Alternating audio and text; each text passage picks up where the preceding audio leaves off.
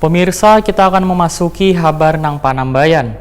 Pemerintah Kota Banjarmasin menggelar rapat bersama DPRD Banjarmasin untuk membicarakan evaluasi menentukan kelanjutan pemberlakuan PSBB di Aula Kayuh Imbai Balai Kota Banjarmasin, Kamarian Kamis 7 Mei 2020. Dalam rapat tersebut akhirnya dinyatakan bila pelaksanaan pembatasan sosial berskala besar di Banjarmasin secara resmi diperpanjang.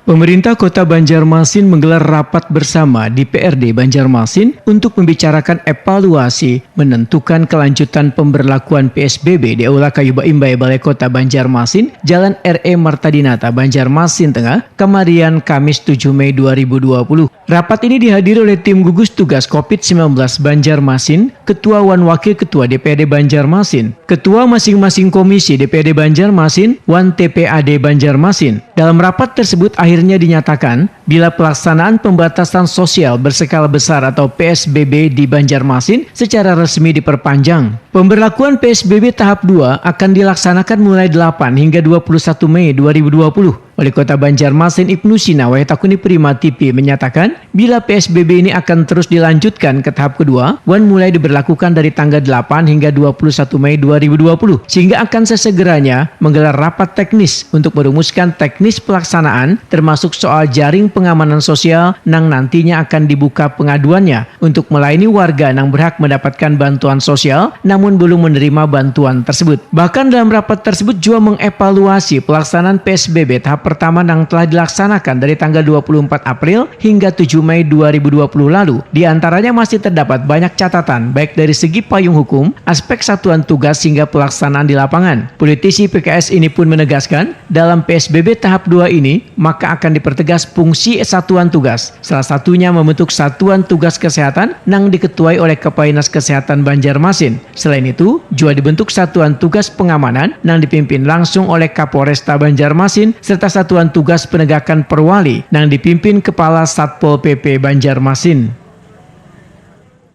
Teman-teman semua, kami tadi baru selesai melaksanakan rapat evaluasi untuk pelaksanaan PSBB yang dilaksanakan pada tanggal 24 April sampai hari ini, yaitu 7 Mei 2020. Banyak catatan yang disampaikan, evaluasi baik di aspek perwalinya, di aspek satgasnya, kemudian juga di aspek pelaksanaan di lapangan, baik itu di bidang kesehatan untuk masifkan untuk tracking, kemudian juga di aspek jaring pengaman sosial banyak sekali masukan, kemudian juga di sispa kotanya juga banyak juga masukan, termasuk juga aspek keamanan dan penegakan perwalinya.